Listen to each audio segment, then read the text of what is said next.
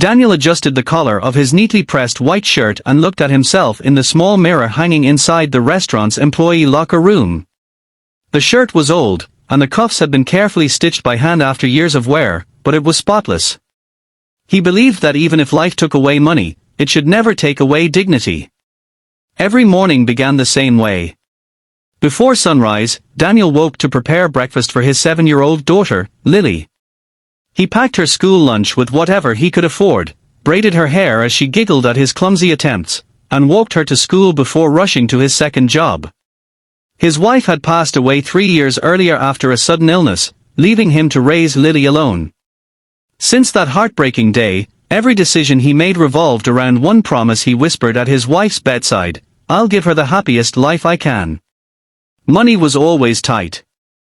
Some weeks Daniel skipped meals so Lily could have fresh fruit for lunch. Other weeks he stayed awake late into the night repairing her shoes instead of buying new ones. Yet he never complained.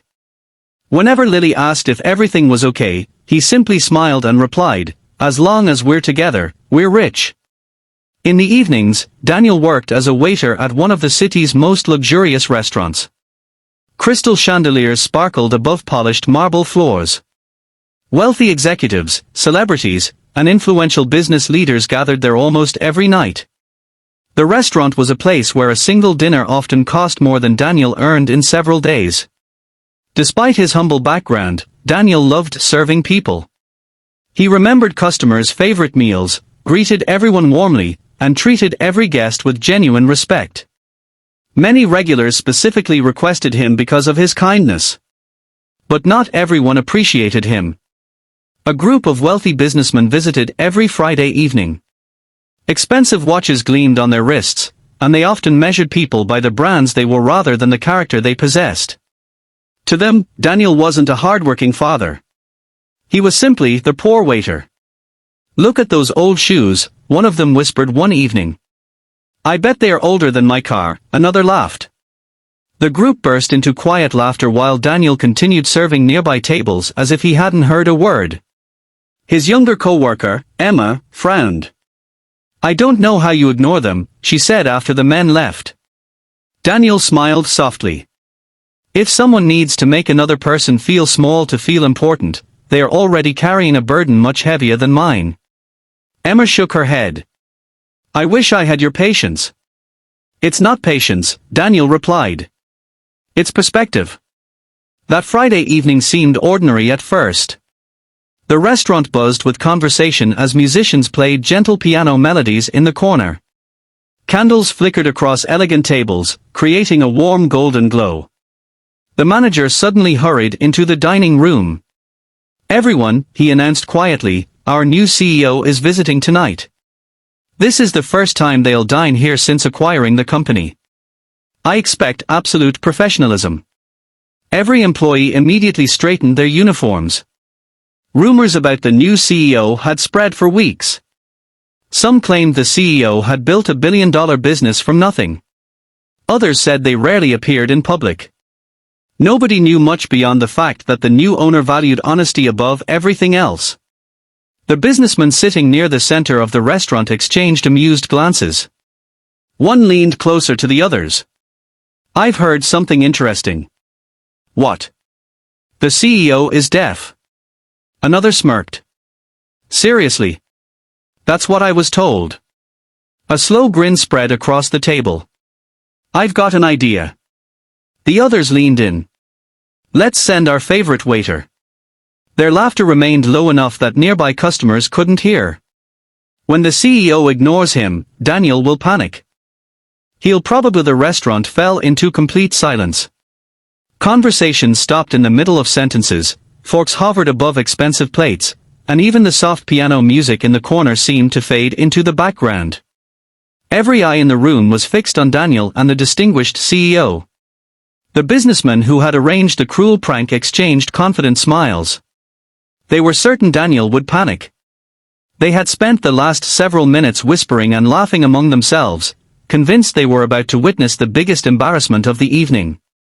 To them, Daniel was nothing more than a struggling single father who worked long hours carrying trays and cleaning tables. They believed he didn't belong in a luxury restaurant serving powerful people. Daniel approached the CEO with the same warm smile he gave every customer. "Good evening, sir." "Welcome," he said politely. The CEO looked at him but didn't respond. For a brief second, Daniel noticed something unusual. The man's eyes were attentive, yet he wasn't reacting to Daniel's voice. Instead of repeating himself louder like many people would, Daniel paused. He noticed the small hearing device behind the CEO's ear and immediately understood. Without hesitation, Daniel gently placed the menu on the table and switched to sign language. "Good evening. Welcome to our restaurant. My name is Daniel. It is an honor to serve you tonight." The CEO's expression changed instantly. His serious face softened into one of genuine surprise. Then a smile spread across his face, a smile so sincere that everyone nearby noticed it. He signed back, "You know sign language?" Daniel nodded. A little more than most people, he signed with a modest smile. The businessmen stared at one another. One of them whispered, "How is this possible?" Another shook his head in disbelief. This wasn't supposed to happen. The CEO motioned for Daniel to remain at the table for a moment. "If you don't mind me asking," he signed, "where did you learn?" Daniel hesitated. He wasn't someone who enjoyed talking about his personal life, especially while working. But something about the CEO's kind expression made him comfortable. "My daughter lost her hearing for several months after a serious illness when she was younger," Daniel signed carefully. "The doctors weren't sure if it would return. During that time, I promised myself she would never feel isolated. Every night after work, I studied sign language until I could communicate with her naturally." The CEO's eyes filled with emotion. "And did her hearing return?" Daniel smiled. "Thankfully, yes. Slowly. It was one of the happiest days of my life.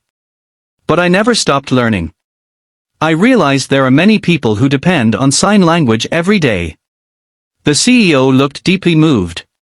"So you continued learning, even after you no longer needed to?" Daniel nodded. Kindness shouldn't expire when circumstances change. Several nearby guests quietly wiped tears from their eyes. Even some restaurant employees paused their work to watch. The businessman, however, grew increasingly uncomfortable. This wasn't the public humiliation they had planned. This was becoming something entirely different. The CEO leaned back slightly. "You have remarkable character," he signed. Daniel smiled politely. "I'm simply doing my job."